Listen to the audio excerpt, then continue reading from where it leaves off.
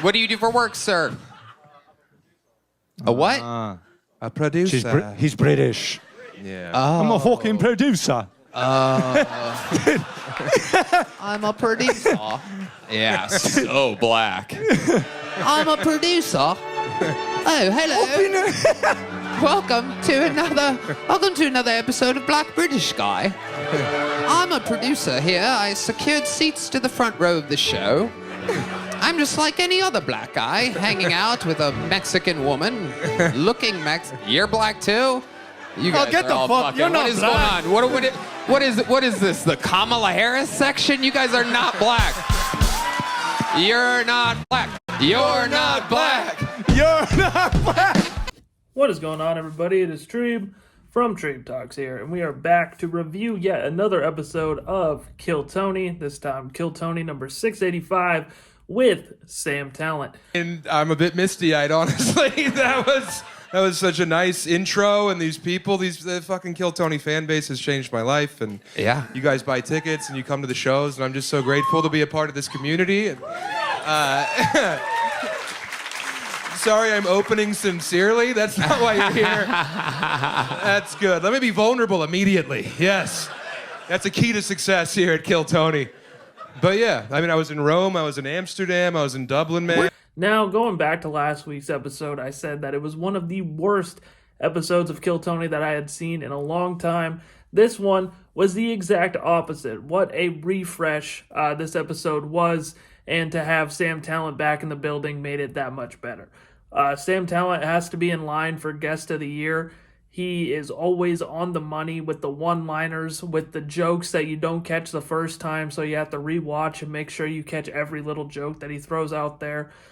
Tony gave him, kind of rolled out the red carpet for him, talking about how he was one of the comedians that really took off from the Kill Tony universe. I mean, him and Adam Ray, were two guys that were extremely talented in their own right. But once they entered, that Kill Tony universe, got that Kill Tony bump, I mean, their careers, I think, kind of took, the next step. They kind of entered the next level. And it couldn't have happened to two better guys. Adam Ray and Sam Tallent, both terrifically entertaining individuals and both just terrifically talented individuals. So it was awesome to get him back on the screen, and the bucket pulls were on the money. They had all the good regulars on, a.k.a. Ari Matti, Kam Patterson, and William Montgomery. It wasn't overflowed with, Drew Nickens, Hans Kim, the question marks of the Kill Tony regulars, just the heavy hitters, and the people who got pulled out of the bucket were all very, very good, except one, and we'll get that one out of the way as quickly as possible. But everybody else, knocked it out of the park for the most part, making the most out of their opportunities. Even a person who did pretty bad as far as the stand-up set went, had a good interview and had a good little segment on the show, so that did a lot for him as well. But without further ado, ladies and gentlemen, let's just dive into it and talk about these sets and rank them from worst to best. There were just 10 sets on the show, and it felt like there was going to be more. It felt like, that there should have been a little bit more acts on this episode, but, every person that stepped onto the show during this episode was really involved and had a moment. And Sam and Tony and Red Band, this was a very, very heavy Red Band episode. He was pretty funny, like not only just with the sound effects, but he was knocking it out of the park with racial stereotypes, funny jokes that weren't funny, that made everybody cringe, but ended up being more funny because Tony just ended up retelling them. Like, Is this why your husband hit you?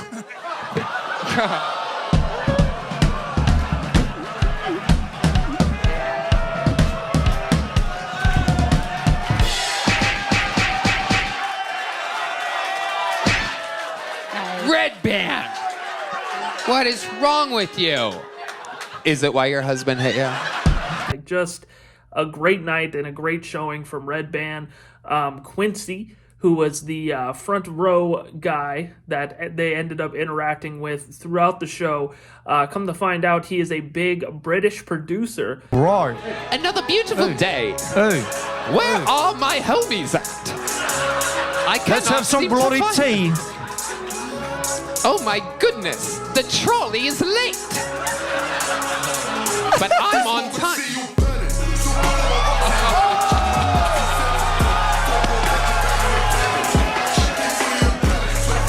Hey, hey, hey.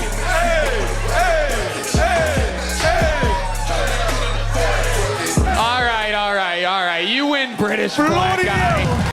They played one of his songs during the show, and after reading through the comment section and some Reddit threads, it turns out he's actually a pretty big producer in the UK. I think he has over like 6 million Instagram followers, which makes it even that much more funny that Sam Tallent during the episode's like, give me to 100,000 Instagram followers, which he will definitely get after this Kill Tony episode. But, you know, to just kind of talk to this guy in the front row who's at your show with 6 million Instagram followers and you have no idea who he is kind of funny, and is kind of the sort of ignorance that this show, you know, it's excusable, but it's super funny that they don't know who he is. I didn't know who he was either. So super funny stuff. He was a good sport. Tony even said you can have front row tickets to the show whenever you want, and you know, he didn't have to give that away. I think that guy could probably buy front row tickets to that show anytime he wants, knowing the kind of following that he has. So shout out to Quincy, shout out to Red Band, shout out to Sam Tallent, and of course shout out to Tony Hinchcliffe. Did a really good job adding to this episode, you know, along with the regulars and the bucket pulls as well. So coming in at number 10, and I think this is no surprise, I have Shelli Pebbles. I'm Shelli Pebbles. I don't usually say my last name because people always get it fucking wrong, or they say Pebbles or P-balls. I got made fun of a lot as a kid. Her set was her basically just talking into the microphone the whole time, you know, discussing how much she likes weed, the fact that she just found out she has ADHD, and most importantly, that she is going through menopause, which is disgusting, but they really, you know, kind of hammered that fact home that she talked about that a lot. And, yeah, was kind of boring for the most part, but she was in her whole dental hygienist gear, you know, and we found out that she was a dental hygienist during the show. And, you know, you kind of look at her and you thought to yourself, no shit, you're a dental hygienist. You came up here in all of your scrubs. It looked like perhaps it was a Halloween episode and she just happened to be dressed up as a dental hygienist for some reason, but no, she just must have just clocked out, went to Poor Choices, and was hoping she would get pulled, and she did, and did not do a good job with her set, and she also did some singing. How sweet the sound that saved the love from me. Okay, stop.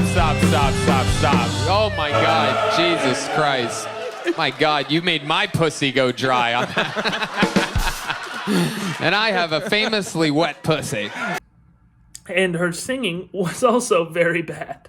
Was her just talking again. You know, her singing, she didn't have a singing voice, was more, again, just her talking to the microphone, singing Amazing Grace, and Hit Me With Your Best Shot was her second chance at singing a song, and that also did not go well. Tony tells a funny joke after how bad her singing was, and then she gets sent home with, I believe, the only little joke book of the night. So that just tells you how good of a show this one was when only one little joke book gets sent home. And Tony, I think, you know, was running out of big joke books, you know, not even halfway through the show. So Shelli, the only little joke book recipient, and is no doubt the worst set of the night. Coming in at number 9, I have Mike Hammock. Their 20s having too much confidence. Listen, I was hanging out with a comic and his girlfriend, a couple of her friends were out, we had drinks, we got a little silly. One of them gives me like a half boob flash and looks me dead in the eyes and goes, I bet I'm hotter than your wife. Yeah, what do you say? I panicked. I didn't know what to say. I'm like, yeah, maybe you're 22, but you're not hotter than my house and kids. Like, I have a 3% mortgage. You think I'm gonna risk that on fucking you? Are you out of your goddamn mind? You know, I think this crowd also played a big factor in this episode and why it was so good. Obviously, you got, you know, the panel that contributes a lot, and And, the stand-ups did have a pretty good night. But this crowd was also a pretty giving crowd. I did not think Mike Hammock was that great.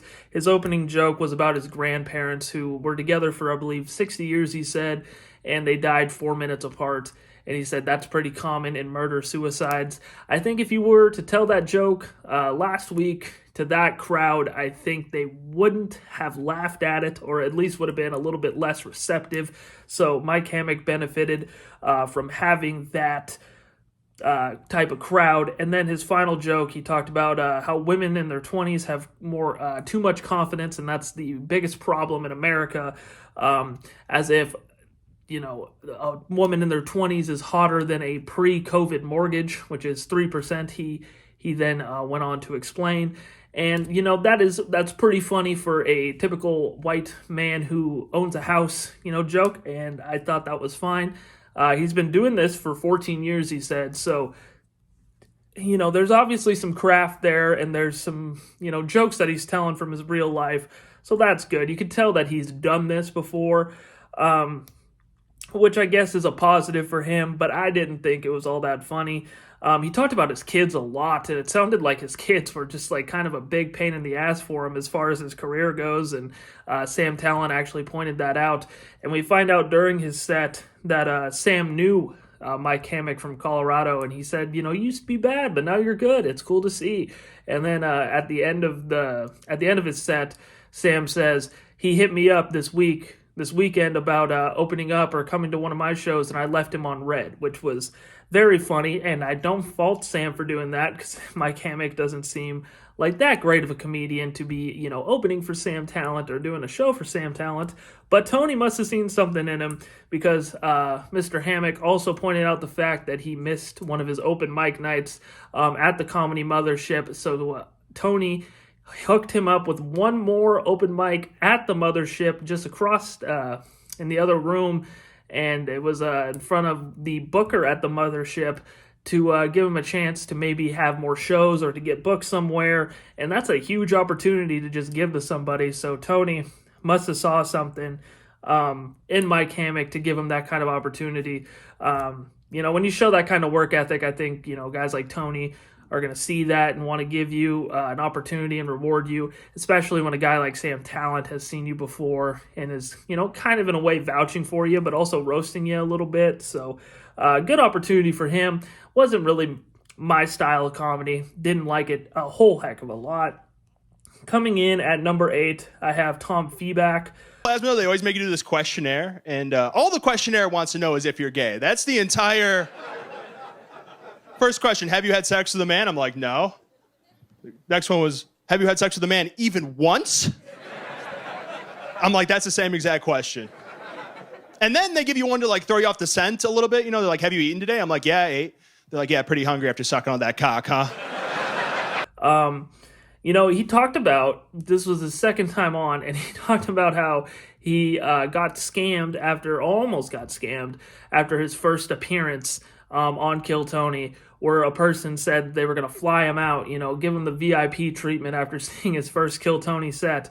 And they ended up saying the offer was $200, which is just so funny. They're going to fly him out, do all that for $200. Just not what you would do for $200. Very funny, very scammy, very obvious scam from whoever was trying to get Mr. Feback some bank account information. But his stand-up set, for the most part, was pretty solid. Talked about donating plasma and how the questionnaire for donating plasma is basically asking, if you're gay or not, which, the setup for that was pretty funny, saying, have you ever had sex with a man? And the second question is, even once have you had sex with a man? I thought that was funny, kept going with that. His opening joke about Roadhead, and having it in the Uber, didn't think that was that great either. The crowd laughed at it, which again, I think kind of plays into the fact that this crowd was a lot more giving than the previous episode's crowd, which is good for the comedians, and I think is good for the episode as a whole, because it makes you want to laugh as well. And then went back to the plasma to end the joke and said, if you told me that the plasma was used to make nuclear bombs, I wouldn't care. $40 is $40. And, good point. I think if I was broken around the place donating plasma, I would also come up with the explanation that $40 is also $40. And this was also the set that, the panel really kind of took over, and Tony went on to tell a big long story about how somebody on a bike, when he ordered Uber Eats, because Tom Feback talked about how he was an Uber Eats driver, delivered his sushi platter that he splurged on, spent over $150,000 on. That's an exaggeration. And he found out that the person delivering his food was riding a bike. And it was all tipped over, and he was so mad about it because he splurged on this sushi. And then Sam said, are you just, did that make you feel bad in your ivory tower, making fun of Tony for being rich, or, kind of giving him, shit for being so cynical. And I thought that was just super funny. It really made Tom Feback's set more memorable, but it was more memorable for Sam and Tony's banter than anything Tom did, unfortunately. But for that banter, and since it happened during Tom's set, it puts him at number 8. For me, coming in at number 7, and kind of sadly coming in at number 7, I have William Montgomery. If a Haitian immigrant wants to sacrifice a small animal, that's their religious freedom. Nobody is stopping you from murdering your unborn child, Red Band. I think this is the lowest that William Montgomery has been ranked so far during these rankings. He just seems off lately. At first, it was kind of like the health thing with the blood in his throat, and it kind of still seems like he's going through that. But his jokes haven't been landing as hard. He hasn't been he did finally say "I ain't never gonna stop," which is something that we've been missing. I think the last 2 weeks he hasn't said it. He messed up his first joke. He did get a good jab at Red Band. But Red Band ends up kind of stealing his thunder by saying, you think a 50-year-old like me who smokes and drinks a lot can have a baby? And it's like, Red Band, you're not carrying the baby. And they all made fun of him for that, which was very funny. But, everything else from William, man, not the greatest thing that he's ever done. Sam roasted him, and William, in typical William fashion, usually would roast back and kind of give it to him hard and yell and scream, but he didn't. Kind of talked about how he woke up at 9 a.m. and called Sam because he stayed up all night waiting for the new season of Survivor. Shout out to William for also being a big Survivor fan, but just not what we're used to seeing from William. We did hear that his mom either, I can't quite remember now, either does or avoided cancer. So that could be weighing heavy on his mind. And then Sam kind of made fun of him for having a mom that has cancer, which is, kind of fucked up, but also pretty funny. Kill Tony humor. And I thought that was good. But yeah, just kind of all out of sorts for William Montgomery in this one. So for that reason, I have him at number 7. Coming in at number 6, I have Dan Nolan. I like trans porn. A lot of people think that makes you gay if you like trans porn. I disagree. It does make you gay. Chemicals that the government's been putting in our drinking water. Dan Nolan, a guy that Tony had thought had performed in every single venue that the show had been on, actually had not performed at the mothership. So this was his first time performing there. And during his set, man, he jammed in a lot of jokes. Like, it was just joke after joke. Talked about trans porn, and said that doesn't make you gay, but what does make you gay is the chemicals that they're putting in the drinking water, which is very, very funny. And saying, like, he doesn't even mind that the trans people have a big giant penis. He said, "I'm not gay, guys, shut up." He said, "I'll suck a lady's dick," which I thought that was pretty funny. The ending joke, talking about a blindfolded taste test, and everybody almost all preferred Pepsi, talking about his cum as the example. And because him and his wife were having babies, I kind of fucked up how he set that up. I'm sorry, Dan, if you're listening, but said that he had to get his cum tested because him and his wife were trying to have a baby, and it ended up being a blindfolded taste test, and almost everybody preferred Pepsi. So that's probably a better explanation. So sorry for messing up your joke there, Dan, but they did have he did have a very good set, top to bottom, just jam-packed with jokes, just kind of like a gold standard for what a bucket pull should look like. And I really enjoyed his stuff. Good stuff from Mr. Nolan. Coming in at number 5, I have Eric McLaughlin. And like I'm standing next to you, and welcome to Applebee's. What can I get for y'all? Probably start with some drinks. Do you know what you want? Just a water with a lemon. Some water? Okay. I'll have 2 shots of vodka. That would be good. And his set was awful. It was so bad that Sam Tallent even said, all right, guys, if you need to get a drink or if you need to go to the bathroom, now's the time to get up. And literally, like, half the room got up and emptied the comedy mothership. And that was very funny, kind of sad, to see Eric kind of go through that. But, they finally kind of hit a nerve. They said, how's your love life? One of the common Kill Tony questions. And Mr. McLaughlin said, not very good. I haven't been on a date in a long time. So they bring out Heidi, who, is usually just the waitress, doesn't really play like a huge role in the show.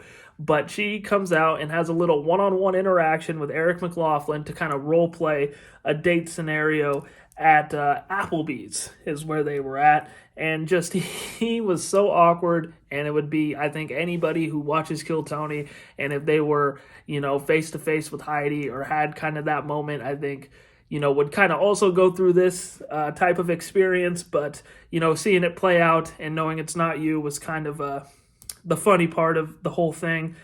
And, this guy kind of reminds me of Dax Flame. I don't know if you've ever seen him on Instagram or TikTok, but that guy, his whole gimmick is kind of being awkward and weird. And, Eric McLaughlin, he could kind of nail that character, and he did it very well.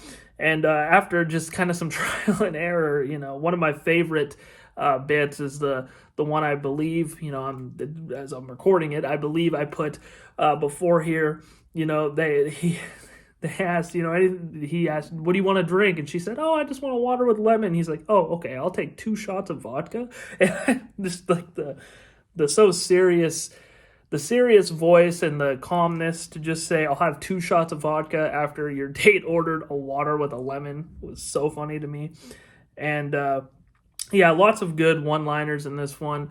Lots of good banter between the two, and I think it definitely earns him a top 5 spot just based off of that. So kind of shows how you can have a bad set on the show, and if you do, just a couple things right in the interview portion, you could have a very memorable moment on Kill Tony. Coming in at number 4, I have Darin Jones. Jesus last night. It was deep. He said they've been trying to come back for centuries, but these hoes keep aborting him.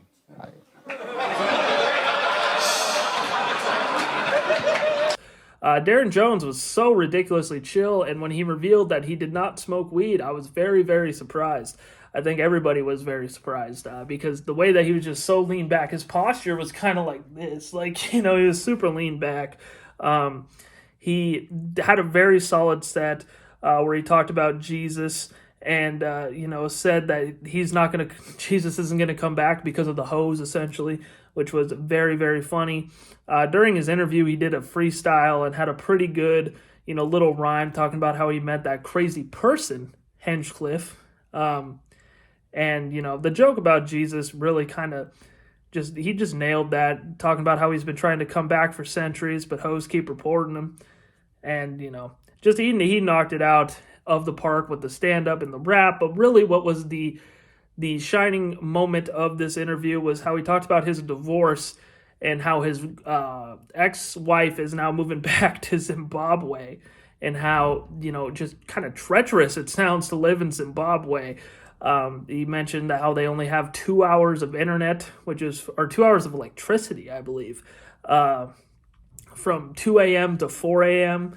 And, he's talking about how that's why I can't do that shit. And then Red Band talked about fruit basket on the head stereotype. Not how I would have pictured things. I mean, does it carry things on her head or something like baskets? What the fuck? Red Band, stick to the soundboard. Stick to the wacky sound effects, Red Band. It is truly your bread and butter.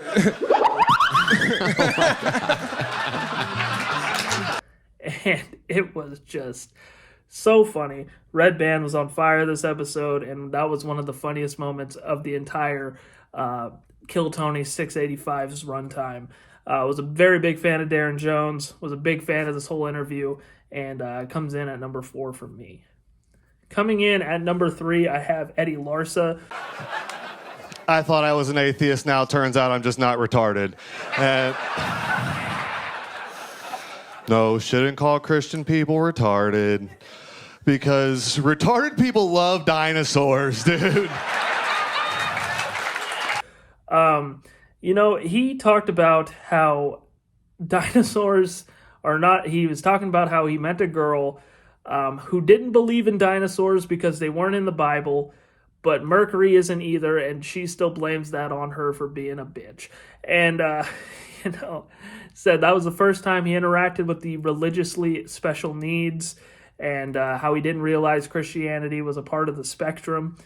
And the delivery of this joke was very good. I'm not doing any justice by explaining these jokes, as I probably am not with a lot of these stand-up acts, but I do like to talk about the show.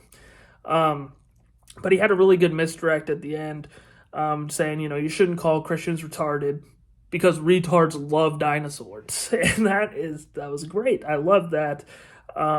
And then he ends up getting to talk during the interview portion, and he said his girlfriend broke his face in 6 different places. But it turns out it was just his girlfriend's new boyfriend, along with 4 different guys who jumped him. So then you saw these people get out with your drugged up ex, and you're like, let's hear them out. I mean, I was like, well, there's no turning back now. And yeah, then he hit me good. I'll give it to he hit me good. And then as soon as I could get up, I ran away. Would you say he hit you with his best shot? His best. And that is a unfortunate situation, but he is now sober, so that is good. And he no longer is going through those kind of moments. And for me, was the best bucket pull of the night. And, I think there was a lot of guys, no gals, a lot of guys competing for this spot of best bucket pull. And Eddie Larsa might not be your pick for the best bucket pull of the night, but he was definitely mine. Liked his storytelling, liked his stand-up, and definitely have to give it to him for that honor. Coming in at number 2, I have Kam Patterson.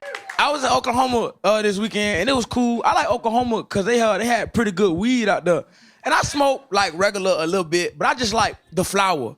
I don't want nothing else. They brought me some weed, a lot of weed, and then they also brought me THC syrup. And the lady was like, listen, this syrup is very potent and strong. Only take a teaspoon.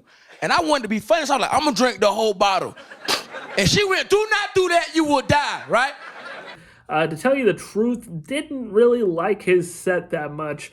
Talking about the weed syrup with the skull and crossbones, with the same skull and crossbones that's on Bleach. Talked about how his friend drank the whole thing and it turned him into a nonverbal autistic. The thing that's funny about Kam is the way that he delivers these jokes and the way that he's so physical with it. And that's what made it funny. But the best part of it was the interview portion by far. He did his Trump impression. He went cross-eyed, and it was so silly, so dumb, so funny. Only Kam Patterson could do it. And it was not even the best part of the interview because he didn't know that a pickle was a cucumber, and it cracked up Sam so bad that they both were just laughing in the mic. Like, when you're just with your friends and you're gut rolling and you're laughing so hard and you can't stop. They were both laughing like that into the microphone, and I just could not stop myself from laughing either. It was such a genuine moment, and it was so funny. And Kam said, Tony asked him if he'd heard about the raisin and what that is. And Kam said, after I went down the cucumber rabbit hole, and that cracked me. Like, the cucumber rabbit hole, like, I didn't even know there was such a thing as a cucumber rabbit hole. And those two, laughing together kind of did it in for me.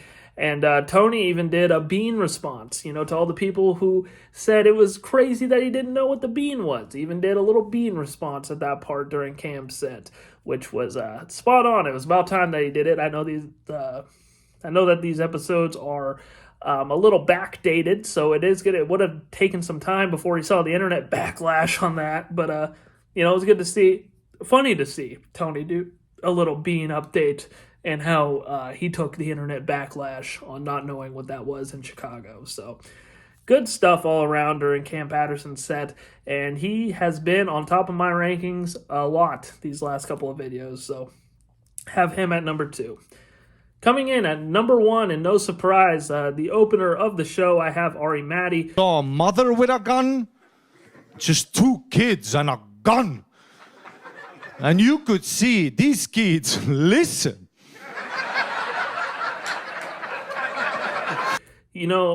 I talked about how Kam is so physical and the way that he tells his jokes and his delivery. That's all Ari Matti too. Ari Matti, the way that he does his facial expressions, the way that he carries himself on stage, all of that just adds to his jokes. And he has such a unique perspective when he is telling his jokes. Obviously being from Estonia and coming to America and having these takes on American culture and being able to tell those kind of jokes is hilarious, and he does it so well.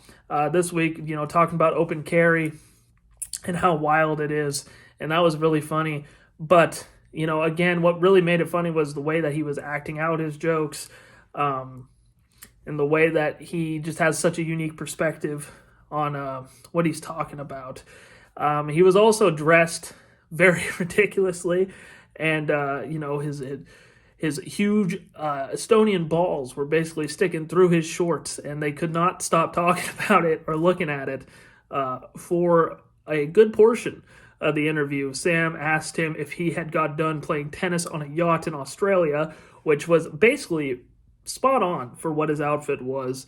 And that was when Quincy first got introduced to the show, and Quincy was such a superstar that the people kind of forgot Ari Matti was on stage. So that kind of speaks to the I guess, crowd presence of Quincy. So that's kind of funny. But Ari Matti again knocks it out of the park, and for me was the best set of perhaps the best episode of the month. I don't want to count the Madison Square Garden shows because I believe those happened in August. So I think without a doubt, as of now, the best shows in September. And we are going to be ranking all the guests from September, and I might do all the episodes in September. I'm still debating if I want to do the Madison Square Garden shows in that list, because I think technically that was its own special entity, and I kind of missed the boat by not talking about it a little bit more. But let me know what you guys think, if you want me to do it, if you don't want me to do it, and if you guys made it all the way to the end of the video, I really do appreciate it. Why don't you subscribe, hang out a little bit. We make a lot of Kill Tony content, put out 6 different shorts every day, and we talk about the Jags, we talk about Survivor, we talk about Big Brother. We have a lot of fun here on Treeb Talks. Thank you guys again for watching this video, and I hope you have a great rest of your day.